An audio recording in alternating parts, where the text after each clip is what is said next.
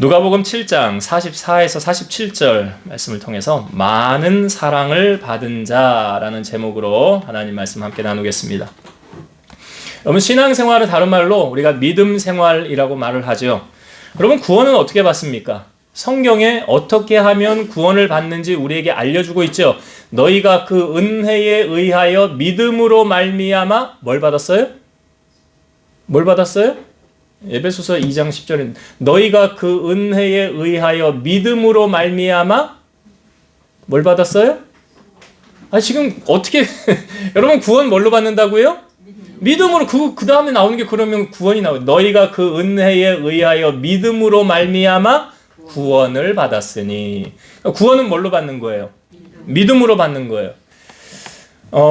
성경의 많은 말씀 가운데 가장 핵심적인 한 구절, 다른 건 몰라도 내가 이 말씀은 알아야 된다라는 성경의 핵심 구절은 뭘까요? 답이 나왔어요. 하나님이 세상을 이처럼 사랑하사 독생자를 주셨으니 누구든지 예수 믿으면 멸망하지 않고 영생을 얻으리로다. 요한복음 3장 16절. 자, 누구를 믿으면 구원받는다고요? 예수를 믿으면. 하나님이 세상을 사랑하셔서 죄 가운데 있는 우리들을 구원하시기 위해 죄 없는 독생자 예수 그리스도를 이 땅에 보내주셔서 우리의 죄를 짊어지시고 죽게 하셨죠.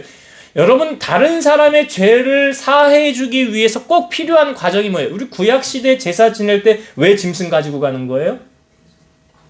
내가 손을 얹어서 죄가 전이 됐는데 이 제물이 얘가 죽어야 내 죄가 사함받는 원리잖아요.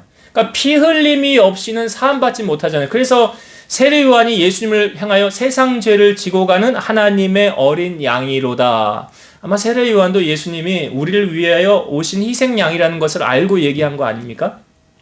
그러니까 예수님으로 말미암지 않고는 구원받을 수 없어요. 그 요한복음 1장 12절 영접하는 자 곧 그 이름을 믿는 자에게는 하나님의 자녀가 되는 권세를 주셨으니. 그러니까 예수의 이름을 아는 것하고 믿는 건 다릅니다. 여러분, 크리스마스 조금 있으면 다가오죠? 성탄절에 빨간 글씨라 해서 놀잖아요. 공휴일이죠. 사람들이 케이크를 사다 놓고 잘라서 먹습니다. 선물 교환 같은 걸 합니다. 이거는 교회를 안 다니는 세상 사람들도 다 이렇게 하더라고요. 그렇죠? 그 사람들은 그냥 예수님이 그냥 성경에 나오는 그런 한 인물인가 보다 이러면서 그냥 즐기는 거 아니에요? 근데 우리가 대하는 성탄절의 의미는 다르잖아요. 날 위하여 죽으시기 위해서, 내 죄를 사해 주기 위해서 이 땅에 오신 예수님, 그 예수님의 오심을 기뻐하며 우리가 함께 축하하고 예배함으로 영광 돌리는 거잖아요. 그러니까 의미가 다른 거예요. 그 예수님의 이름을 아는 거하고 예수님의 이름을 믿는 거. 그러니까 신앙생활을 하면서도 종교생활처럼 하는 사람이 있고요, 믿음 생활처럼 하는 사람이 있어요. 종교생활은 뭐예요? 가방 들고 교회 왔다 갔다 하는 거예요. 예수님하고 하나님하고 전혀 상관없어요. 내 사업의 목적을 이루기 위해서 교회를 다니는 사람도 있어요. 다른 사람의 친분 관계를 맺기 위해서 다니는 사람도 있어요. 물론 이런 게 예외적인 개척교회, 작은 교회는 별로 그런 상황이 적겠지만, 아무튼 그런 사람들은 신앙생활 하는 거 아니죠. 뭐 하는 거예요? 종교생활. 그럼 종교생활이면 교회를 가든 천주교를 가든 불교를 가든 그건 다 종교생활이에요. 근데 신앙생활은 뭐예요? 예수님이 나의 구주이십니다. 우리가 신앙생활하면 처음에 영접기도 같은 거 하잖아요. 영접기도. 그래서 예수님 이제 내 안에 주인으로 좌정하시고 내가 주님 천국 가는 그날까지 나와 함께 해주세요. 그리고 영접을 하잖아요. 그 영접기도 왜 하냐면 이제 내 삶의 주인이 누가 됐다는 거예요? 예수님이. 그러니까 신앙생활이라는 것은 우리가 신앙생활하면서 인격적인 만남을 맺는 거, 목사님들 많이 강조하죠? 우리 다니엘 기도회 하면서도 꼭 그 얘기하죠? 그 북한 탈북 그 자매님, 친정 아버지 올라와서 얘기한 거 들으셨나요? 다니엘 기도회? 거기서 그 친정 아버지가 대한민국 개 같은 나라라고 북조선에서 그렇게 얘기했는데, 개가 유모차를 타고 다니고, 개 병원이 있고, 개 호텔이 있고, 야, 그런 나라가 세상에 어디냐 하면서 깜짝 놀랐다는 거 아닙니까? 근데 그가 교회 같은 걸 보면서 정말 하나님이 살아 계시니까 이런 일들이 나타나지 않겠느냐 하면서 이제 좀 믿음을 가져보려고 하는데, 그때 김은호 목사님 올라와서 그랬잖아요. 하나님을 꼭 인격적으로 만나시라고. 여러분 교회를 다닐 때요, 하나님과 주님과 나와 인격적인 만남이 없잖아요. 그럼 신앙 흔들립니다. 넘어져요. 그러니까 신앙생활을 하다가도 교회를 등지는 사람들 왜 그런지 아세요? 뿌리가 없는 거예요. 주님을 인격적으로 만난 경험이 없는 거예요. 깊이가 없는 거예요. 그러니까 흔들리는 거 아니에요? 그냥 상식으로 지식으로 아는 거예요. 성경을. 그건 아니거든요. 우리가 신앙생활하는 거 지식으로 주님을 알아갑니까? 아니에요. 삶의 체험으로 알아가는 거예요. 다윗이 그 하나님을 만날 때 그 위기 가운데요, 그 하나님 앞에 기도하니까 응답해 주셨잖아요. 만나 주셨잖아요. 여러분 기도하면 하나님이 그 기도 안 들으세요? 들으시잖아요. 응답해 주시잖아요. 왜요? 하나님이 살아계시니까. 엘리야의 제단에 불로 하나님이 응답하셨다는 건 뭘 의미합니까? 하나님이 살아계시다는 걸 의미하는 거잖아요. 그러니까 우리가 믿는 하나님은 죽은 자의 하나님이 아니래요. 산자의 하나님이래잖아요. 살아계신 하나님. 그러니까 사투리로 시퍼렇게 살아계신 하나님을, 우리가 지금 그 시퍼렇게 살아계신 하나님을 지금 예배하고 있는 거 아니에요? 그 하나님을 경배하고 있는 거잖아요. 자, 우리가 신앙생활하는 것, 예수님은, 성경은 이렇게 말하고, 누구든지 주의 이름을 부르는 자는 구원을 받으리라, 이게 로마서 10장에 기록되어져 있어요. 그런데 믿지 않으면 주님을 부르지 못한다라고 그 다음 성경은 말하고 있어요. 그러니까 믿어야 부르는 거예요. 근데 예수님은 우리에게 한 차원 더 높은 신앙의 수준을 요구하고 계세요. 산성수훈에 하신 예수님의 말씀은 이러해요. 나더러 주여 주여 하는 자마다 다 천국에 들어갈 것이 아니요 내 아버지 뜻대로 행하는 자라야 들어가리라. 주여 주여 하는 자가 들어가는 게 아니래요. 내 아버지 뜻대로 행하는 자가 들어간대요. 그러니까 여러분, 사랑하면 사랑하는 사람의 말을 지켜주지 않습니까? 예수님도 말씀하셨어요.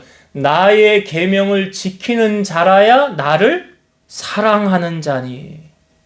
그래서 성경에는 나를 존중히 여기는 자, 하나님 말씀하시는 게, 하나님을 존중히 여기는 자를 하나님도 그를 존중히 대해준대요. 그런데 하나님을 멸시하는 사람, 인정하지 않는 사람에게는 하나님도 그렇게 한대요. 그러니까 여러분, 은혜는 아무나 받는 게 아니에요. 여러분, 돼지에게는요, 진주가 귀합니까? 빵이 귀합니까? 돼지에게는 빵 주면 돼요. 돼지는요, 그 진주를 가지고 빵을요, 죽을 때까지 사 먹을 수 있는 걸 산다는 거를 모르잖아요. 여러분, 은혜라는 게 이런 거예요. 예수님이 40일 시험을 받을 때 돌이 떡이 되게 해보아라, 사탄이 요구했잖아요. 예수님은 그 시험을 어떻게 이기셨습니까? 사람이 떡으로만 살 것이 아니요 내 하나님의 입에서 나오는, 이거 뭘로 산다고요? 말씀으로 산다. 말씀으로. 우리가 사람들 앞에서요, 주님을 시인하면, 주님이 하신 말씀이에요. 너희가 사람들 앞에서 나를 시인하면 나도 하늘에 계신 내 아버지 앞에서 너희를 시인할 것이요. 너희가 만약 사람들 앞에서 나를 부인하면 나도 하늘에 계신 내 아버지 앞에서 너희를 부인하리라. 여러분, 그 사람의 믿음의 수준을 알 수 있을 때가 언제냐면 고난 중에서 그 사람의 믿음은 드러납니다. 평상시에는 잘 몰라요.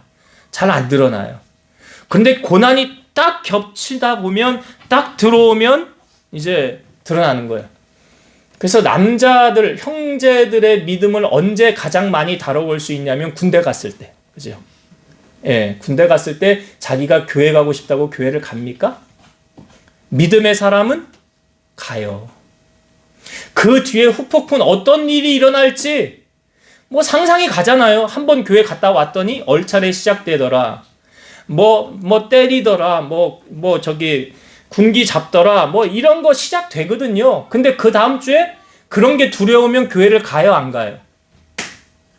야, 교회 갔더니만, 갔다 와서 난 너무 후달려가지고 너무 괴로워서 난 못 가. 보통 믿음 없는 사람들은 그러겠죠? 그럴 거 아니에요. 근데 진짜 믿음의 사람들은 가요. 또 가요. 갔다 오면 또 맞는 거 알아요. 그러면 그 다음 주에 또 교회를 갈까요? 안 갈까요? 예, 진짜 믿음의 사람은 또 가요. 갔다 오면 또 맞아요. 이게 몇 번 지속되다 보면 이제 알아요. 아, 얘는 진짜였구나, 가짜였구나. 우리 자매님들은 언제 그 믿음을 검증할 수 있을까요? 예? 결혼하면 그래. 믿지 않는 집에 시집 가면 다 예수 안 믿어. 근데 나는 신앙생활을 해야 돼. 그러면 시댁의 눈치를 보니라고 교회를 갈까요? 못 갈까요? 네? 가요? 예, 진짜 믿음의 사람이라면 가겠죠? 이게 군대하고 똑같은 거잖아. 형제들 군대 가는 거랑. 그 자매님이 진짜 믿음이 나는 교회 안 가면 못 살아. 나는 하늘이 두 쪽이 나도 무슨 일이 있어도 나는 교회는 가야 돼. 그럼 가요. 그럼 갔다 오면 핍박이 시작되겠죠. 남편이 핍박할 수도 있고 시부모님이 핍박을 할 수도 있고 뭐 예전에는 성경책 갖다 불에 던져 태우기도 하고 뭐 여러 가지 많은 고난이 있어요. 근데 그 다음 주일날 되면 또 교회 가요 안 가요? 뭐 핍박이 기다리고 있는데 어떻게 교회를 가요? 근데 진짜는 갈까요 안 갈까요? 진짜 믿음의 사람은 네? 가겠죠. 거기서 진짠가 가짠가가 드러나는 거예요. 아, 얘는 진짜였구나. 얘는 가짜였구나. 어제 제가 임직식을 다녀왔는데 증경 노회장님께서 권면의 말씀을 하는데 그 이제 임직자들에게 이런 질문을 했어요. 신앙생활의 가장 첫 번째는 뭘까요? 뭐지요? 여러분들이 만약 임직을 받는다라고 생각하고 제가 질문을 했어요. 신앙생활의 가장 첫 번째는 뭘까요? 네, 그래요. 예배입니다. 예배예요. 예배를 빼먹고 신앙을 논하면 안 돼요. 예배의 본을 보이는 자가 진짜 살아있는 믿음의 소유자예요. 예배를 하찮게 여기는 사람 죽은 믿음의 소유자예요. 여러분 엘리 제사장의 그 아들들이요. 홈리와 비느하스가 그 왜 하나님 앞에 저주를 받았는지 아세요? 성경에 보니까 저들은 하나님을 알지 못했더라 나오고 그 다음에 나오는 게 예배를 멸시했어요. 예배를 중요하게 안 여겼다고. 아니 하나님의 일을 하는 제사장이 말이 안 되는 거잖아요. 하나님 일을 하는 제사장이요 예배를 그냥 경홀히 여긴 거예요. 제사 지내는 음식 하나님 앞에 드리지도 않았는데 막 자기가 빼가지고 가져가서 하고 싶은 대로 하고 막 성적으로 문란하고 그런 일을 저지르니까 하나님이 엘리 제사장의 아들들한테 뭐라고 그러냐면 야 사람이 사람에게 잘못하면 그를 위해 기도하면 하나님이 용서해 주시지만 사람이 하나님 앞에 범죄하면 누가 그를 위해 용서하겠느냐. 그러니까 예배를 멸시하는 건 하나님을 멸시하는 거거든요. 그러니까 하나님이 하나님의 사람을 엘리에게 보내서 뭐라고 그래요? 야 너는 어떻게 나보다 네 자식들 더 사랑했냐? 그러죠? 넌 어떻게 나보다 네 자식들을 더 사랑했냐? 이게 뭘로 드러나냐면 예배를 통해 드러나는 거예요. 예배를 통해서. 그래서 뭐라고 그래? 한날 한시 하나님이 두 아들 다 데려갔잖아요. 홈리와 비느하스 전쟁통에 처음에 블레셋하고 전쟁에서 져가지고 우리가 왜 졌지? 법궤를 안 가져와서 졌구나. 법궤를 가져왔어요. 그리고 전쟁을 했어요. 그럼 이겨야 되잖아. 근데 뭐예요? 법궤는 하나님의 성전을 의미한다고 그랬죠. 하나님의 임재를. 근데 그 법궤만 왔지 하나님이 거기에 임재하지 않은 거예요. 전쟁에서 졌어요. 홈리와 비느하스 전쟁에서 둘 다 죽었어요.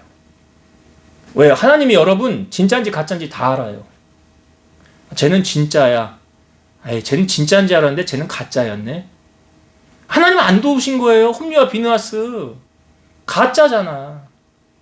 하나님 가짜를 어떻게 도와요?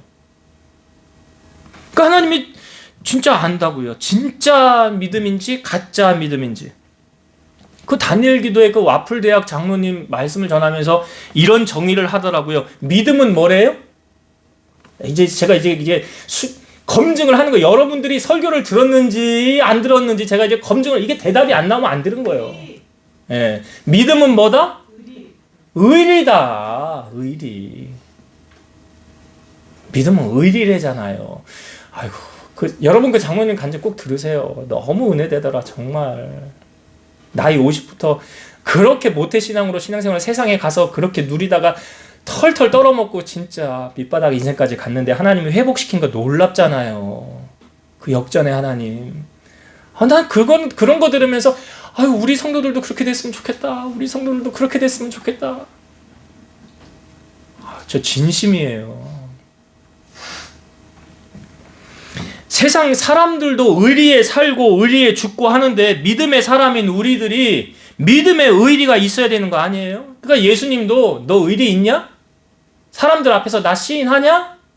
그러면 나도 하나님 앞에서 시인할게. 이게 의리를 말하는 거 아니에요?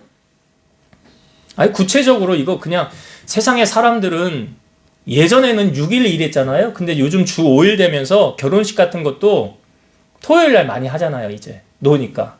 옛날엔 주일날 많이 했거든요. 그래서 6일 근무할 때는 주일날 빠지는 경우들도 많았어요. 근데 지금도 뭐 세상 사람들은 이런 기준이 없으니까 주일날 일 버립니다. 그렇죠? 근데 꼭 주일날 교회 가야 되는데 일을 벌리는 사람들이 있어요. 그런 거 전혀 상관하지 않고. 그렇죠? 믿지 않는 사람들이. 그러면 믿음의 사람들은 그걸 바라보면서 어떻게 대해야 돼요? 나는 믿음의 사람, 하나님께 대한 의의가 있는 사람이야. 그래서 성경에도 나오잖아요. 잔치를 벌려놓고 손님을 청하는데 난 결혼식이 있어서 못 갑니다. 난 소를 사가지고요. 소 테스트 해봐야 돼서 못 갑니다. 난 약속이 있어서 못 갑니다. 그게 뭘 말하는 건지 아세요? 주일날 예배를 열어놨는데 교회 오세요 하는데 난 이런 일 있고 저런 일 있고 바빠서 나는 못 가요. 그거잖아요. 그러니까 예수님이 병든 자 이런 사람들을 다 초청해라. 강권하여 데려다가 내 집을 채우라 라고 주님이 말씀하신 거 아닙니까? 그러니까 여러분 정말 믿음의 의리를 갖는 사람은 어떤 유혹이 와도요 절대 넘어지지 않아요. 이건 하늘이 두 쪽이 나도 나는 꼭 교회를 가야 돼. 여러분 예배의 자리에 빠지고서 우리가 믿음이 자랍니까? 믿음이 안 자라면요 기적으로 연결이 됩니까? 이게 다 연결이 되는. 믿음은 들음에서 난다. 하나님의 말씀을 들음으로 자라는데 예배의 자리에 말씀을 들으면 믿음이 자라서 하나님이 날 위해 일하실 것 같은 믿음 갖게 되는 거 아니에요? 그러니까 예배를 통해서 믿음이 자라서 기적의 주인공으로 살아가는 거. 이게 성경에 나오잖아요. 소경 바디메오 12년 동안 혈류증 받던 여인. 이거 다 나오잖아요. 그 사람들이 어떻게 해서 다 기적을 경험한 겁니까? 믿음을 들으므로, 예수 그리스도의 복음을 들으므로. 우리가 나중에 심판대 앞에 섰을 때 여러분 주님이 우리를 어떻게 대하리라 생각합니까? 제가 수요 예배 때 우스운 예화를 한번 해준 거 기억이 혹시 나실려나 모르겠어요. 어떤 집사가 딱 들어왔는데 예수님이 막 버선발로 달려나가서 끌어안으면서 야, 너 너무 고생 많았어. 내가 너 너무 사랑해 하면서 끌어주고 안아줬는데 그 다음에 어떤 장로가 들어왔는데 그 사람에게는 그렇게 반갑게 대하지 않더래요, 주님이. 그래서 너 왔냐? 그래. 너 이쪽으로 가라. 근데 그 다음에 목사가 들어왔다는 거 아니에요. 근데 목사가 들어왔는데 주님이 저 자식은 여기 어떻게 왔어? 그 이유를 물었대요. 그랬더니 뭐라고 그러냐면 쟤는 내가 일어나기만 하면 내 자리에 와서 앉아 있더라. 자기가 왕노릇하는 거예요. 우리가 물론 천국에 가봐야 알겠지만 그때 가봐야 천국의 상급이 얼마나 큰지 알겠지만 여러분 분명히 우리가 아셔야 될 사실은 우리가 다 주님 앞에 반드시 선다는 사실. 고린도후서 5장 9절 그런즉 우리는 몸으로 있든지 떠나든지 주를 기쁘시게 하는 자가 되기를 힘쓰노라. 이는 우리가 다 반드시 그리스도의 심판대 앞에 나타나게 되어 각각 선악간에 그 몸으로 행한 것을 따라 받으려 함이라. 제가 이 말씀 드렸죠. 여러분 천국의 상급은 어디서 쌓는 거라고? 천국 가서 쌓는 거 아니에요. 내가 신앙생활 지금 하면서 심는 것을 천국 가서 누리는 거예요. 무슨 이런 이야기, 개털 모자 쓴 그런 사람도 있다는 거 있잖아요. 노숙자 천국에도 상급은 없는데 구원은 받은. 하나님은 우리에게 심은 대로 거두게 하신다고 말합니다. 각각 선악간에 그 몸으로 행한 것을 따라 받는다. 갈라디아서 6장 7절 스스로 속이지 말라. 하나님은 업신여김을 받지 아니하시나니 사람이 무엇으로 심든지 그대로 거두리라. 우리가 성령 충만에 힘써야 하는 이유는요. 예수님의 보좌 앞에 섰을 때 우리의 변호인이 있대요. 그 누군지 아세요? 성령님이세요. 로마서 8장 16절 성령이 친히 우리의 영과 더불어 우리가 하나님의 자녀인 것을 증언하시나니. 주님 보좌 앞에 성령님이 내 옆에 변호인으로 서 계신다는 거예요. 그리고 변호를 해주신다는 거예요. 내가 쟤를 잘 알아요. 쟤는 신실하게 살았고 정직하게 살았고 주님의 증인으로 산 것을 내가 증언합니다. 라고 옆에서 성령님이 말해준다는 거예요. 여러분, 우리가 왜 성령 충만 받아야 됩니까? 성령님이 우리 안에 함께 하실 때 주님께 인정받는 거예요. 여러분, 구원받을 때 제가 그 얘기했죠. 예수님이 니고데모와의 대화할 때 사람이 물과 성령으로 거듭나지 아니하면 하나님의 나라에 들어갈 수 없다. 다시 말씀드리면 성령 받지 않으면 구원받을 수 없는 거예요. 성령 받지 않으면 구원 못 받아요. 지금 변호인이 누구라고요? 성령님이라고. 내 옆에 변호인이. 그분이 증언해 주신다고요. 증언해 주신다고. 하나님의 영은 속일 수가 없습니다. 초대교회에요, 아나니아와 삽비라라는 사람이 자기의 땅을 팔아서 사도들 앞에 갖다 놓는데 속여가지고 갖다 놔요. 베드로가 질문합니다. 이게 전부냐? 전부래요. 베드로가 뭐라고 그래? 네가 어찌 하나님의 영을 속이고 거짓말을 하느냐? 사람에게 거짓말한 것이 아니요 하나님께 한 것이로다 하면서 그 영이 떠나요. 그 목숨이 떠나요. 3시간 뒤에 그 아내가 들어와요. 똑같이 질문합니다. 이게 전부냐? 네, 이게 전부입니다. 너희들은 어떻게 함께 꾀하여서 하나님의 영을 시험하느냐? 네 남편을 메고 장사하는 사람이 이제 곧 너를 메고 나가리라. 그 아내도 죽어요. 둘 다 죽어요. 이게 교회에 소문이 나면서 아나니아와 삽비라가 하나님을 속이다가 죽었대. 소문이 나서 하나님이 두려운 거예요. 그러면서 교회는 더 반석 위에 든든하게 세워져 간 거예요. 하나님이 이렇게 다 알고 계신다고요. 성령님이 우리의 변호인이 되신다는 건 뭘 의미하냐면 내가 쟤를 알아. 쟤 구원받은 자녀야. 쟤는 하나님의 자녀야. 여러분, 기침과 사랑은 속일 수 없다고 하죠. 감출래야 감출 수가 없습니다. 믿음, 소망, 사랑 이 3가지는 항상 있을 것인데 그 중에 제일은 사랑이라 그랬어요. 오늘 본문은요, 사랑에 관한 말씀을 예수님께서 하고 계시는 거예요. 오늘 본문은 3사람이 등장을 합니다. 제가 본문 이 내용의 단락이 길어서 앞부분에 다 읽진 않았어요. 제가 그냥 말씀을 드리려고 그래요.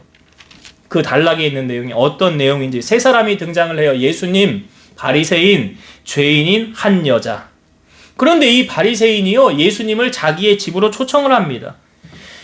여러분, 손님을 집으로 청했을 때는요, 손님에 대한 예의를 갖춰야 되는 게 상식이죠. 우리 누가 집에 손님 온다고 그러면 뭐 합니까?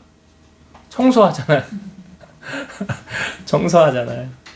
청소하고 손님 오면은 이제 뭘 대접할까? 차는 뭐를 내놓고 뭘 대접하면 좋을까? 그런 거 다 준비하죠. 이게 손님에 대한 예의잖아요. 예의. 당시 문화로서는 손님이 집에 오면 대개 손과 발을 씻을 물을 이제 제공을 하는 거예요. 그리고 하인들이 집에 있는 경우들은 하인들이 보통 이 역할을 수행을 하는 겁니다. 예수님께서 첫 번째로 행하셨던 기적이 뭐죠? 네, 예수님이 혼인잔치에 청함을 받았잖아요. 근데 손님이 예상보다 많이 왔던 거지요. 그런데 그 입구에 정결 예식하는 항아리에 떠놓는 물이 있어요. 이 물이 뭐 하는 물이에요? 손과 발 씻는 물이잖아요. 근데 예수님이 그 잔치 자리에 포도주가 떨어졌다는 소리를 이 마리아가 알고 예수님에게 말하잖아요. 근데 나하고 무슨 상관이 있습니까? 근데 마리아가 하인들에게 이렇게 말하죠. 예수님이 무슨 말씀을 하시든지 그대로 하래요. 그래서 하인들에게 저 정결 예식을 위해 떠놓는 항아리에 물을 갖다 채워라. 물을 갖다 채웠어요. 근데 예수님이 그 다음에 이렇게 말씀하시는 거예요. 이제는 떠서 잔치 자리에 갖다 주래요. 분명히 하인들은 주전자에다가 뭘 담았어요? 물 담았죠. 아마 가지고 가면서 벌벌벌벌 떨었을 거예요. 나 때문에 괜히 잔치 망가치면 내 목숨은 주인에게 달려있는데 주인이 나 혹시나 행여나 죽이면 어떡하지? 하면서 벌벌벌 떨지 않았겠어요? 그리고 딱 갖다 놓고 이걸 붓는 순간 물이 포도주로 바뀌었잖아요. 그런데 물이 포도주로 바뀐 건 누구만 알았어요? 하인들만 알았어요. 그 잔치 자리에 아무도 몰랐어요. 하인들만 알았어요. 물이 포도주가 된 것은. 여러분, 기적을 경험하길 원하는 사람은 말씀에 대한 순종이 있어야 되는 거죠. 근데 예수님이 집에 들어왔을 때 이 바리새인은 예수님에게 발 씻을 물을 주지 않았어요. 그리고 손님이 집에 들어오면 환영의 인사로요. 인사. 우리나라는 인사 뭐 합니까? 악수하죠. 보통은 악수. 근데 당시의 문화는 볼에 뺨을 맞추는 거예요. 그게 인사였어요. 그런데 이 바리새인은 예수님께 입 맞추지 않았어요. 그리고 예수님의 머리에 감람유도 붓지 않았다고 그랬는데요. 머리에 기름을 붓는 행위는 존경하는 사람에게만 특별히 행하는 것이 아니라 뜨거운 태양 밑에서 걸어다닌 사람의 머리에 기름을 붓는 것은 당연한 예의였다는 거예요. 그러니까 보세요. 이 바리새인은 예수님을 자기 집에 초청해놓고 가장 기본적인 물도 제공하지 않았죠. 그리고 인사도 안 했어요. 그리고 감람유도 붓지 않았어요. 당연히 해야 할 것을 하나도 하지 않았다는 거예요. 그런데 예수님께서 이 바리새인의 집에 계시다는 것을 죄인인 한 여자가 듣고 예수님에게 향유를 담은 옥합을 가지고 가서 이 여인이 어떻게 하냐면 예수님께로 와서 예수님의 뒤로 그 발 곁에 서서 울면서 눈물로 그 발을 적시고 자기의 머리털로 예수님의 발을 닦고 그 발에 입 맞추고 향유를 붓습니다. 이것을 옆에서 바라본 바리새인이요. 예수님에게 자기가 혼자 속으로 이런 말을 하는 거예요. 저 사람이 만일 선지자라면 자기를 만지는 이 여자가 누구며 어떠한 자 곧 죄인인 줄을 알았으리라. 지금 보세요, 여러분. 이 바리새인은요. 자기가 잘못한 것은 하나도 깨닫지를 못하고 그저 죄 많은 여인을 정죄하듯이 판단하고 있고 못마땅하게 생각하고 있더라는 거죠. 여러분, 예수님께서 이 바리새인의 마음 아실까요? 모르실까요? 아세요. 예, 알아요. 그래서 예수님이 이제 이 사람의 이름이 시몬인 것 같지요? 대화를 합니다. 시몬아, 내가 너에게 이를 말이 있도다. 그러니까 선생님 말씀하세요. 빚 주는 사람에게 빚진 자가 둘이 있는데 한 사람은 500데나리온의 빚을 졌고 한 사람은 50데나리온의 빚을 졌다. 그런데 이 두 사람이 다 갚을 능력이 안 되므로 내가 둘 다 탕감하여 주었다.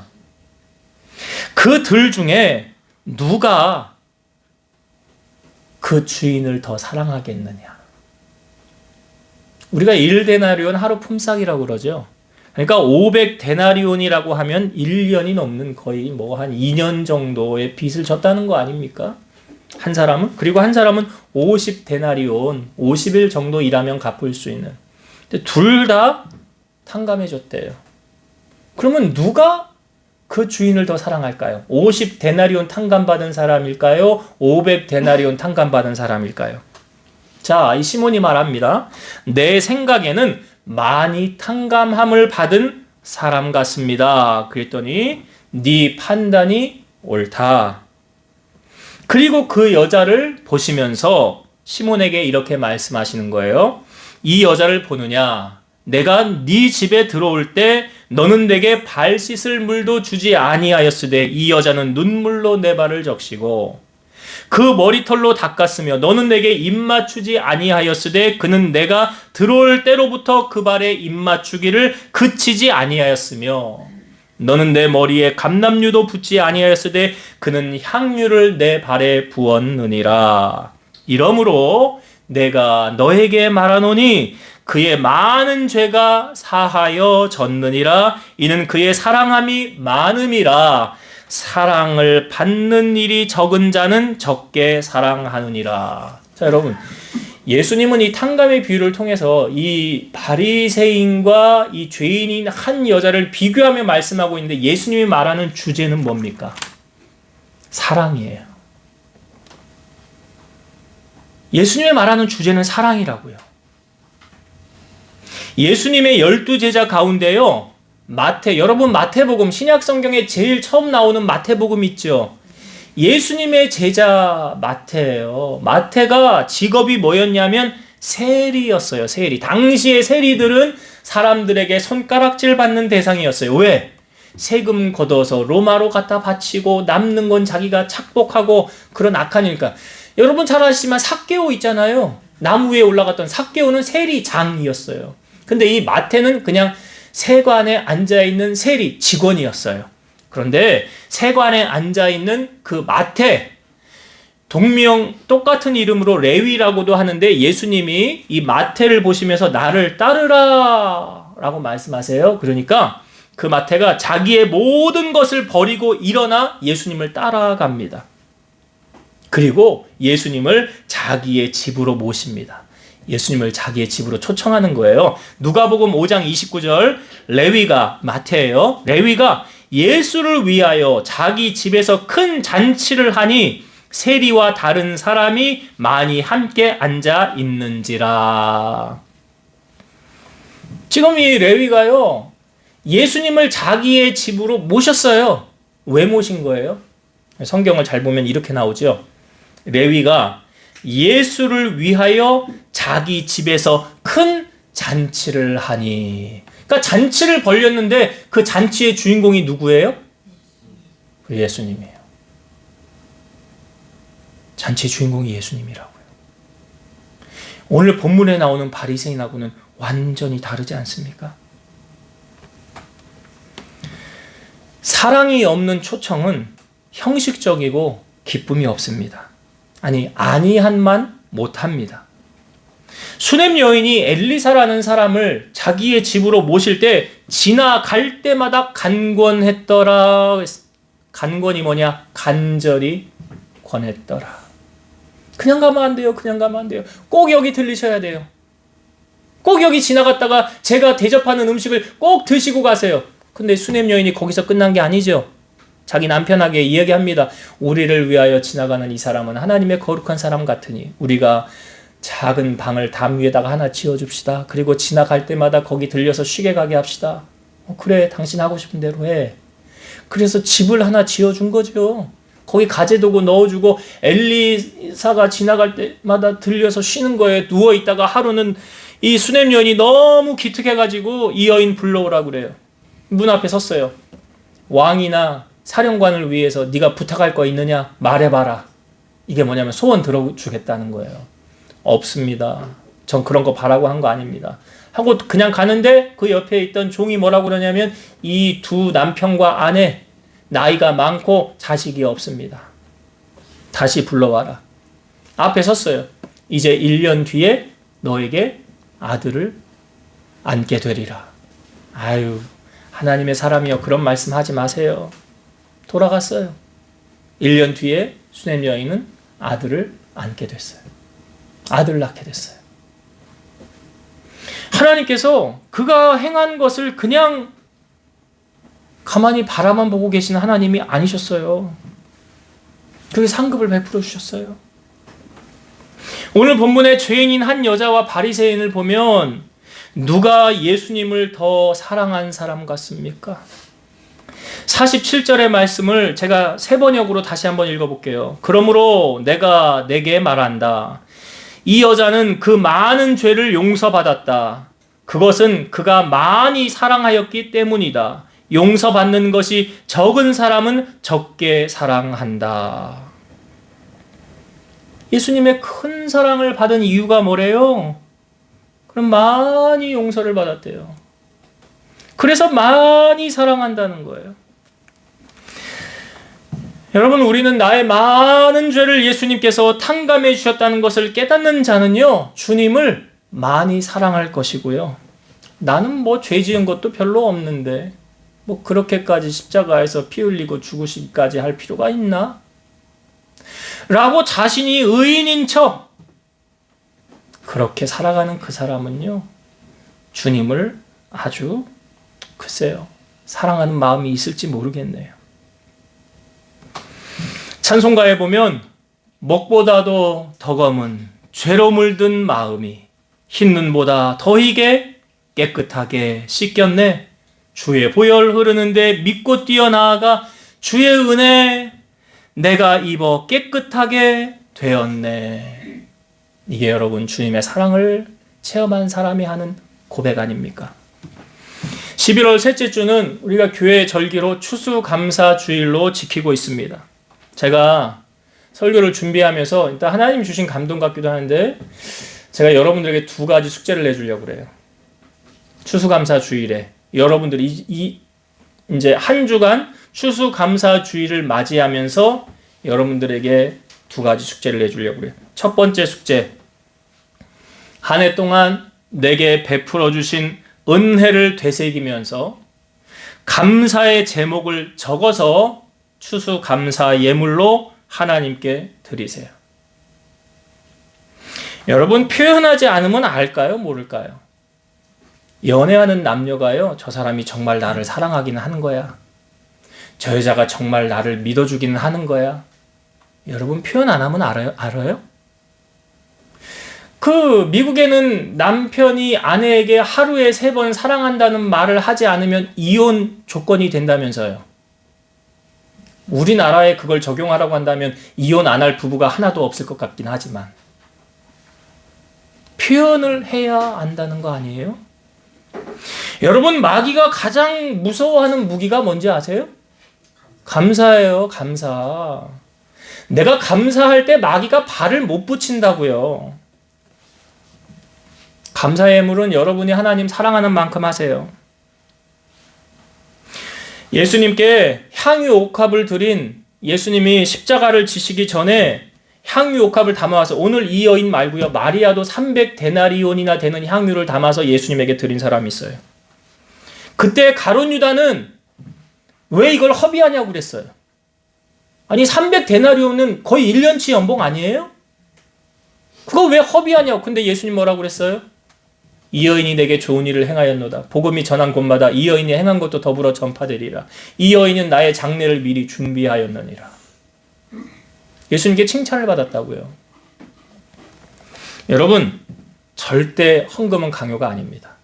여러분이 기뻐하는 마음으로, 자원하는 마음으로 하지 않으면 하나님 기뻐 안 받으세요.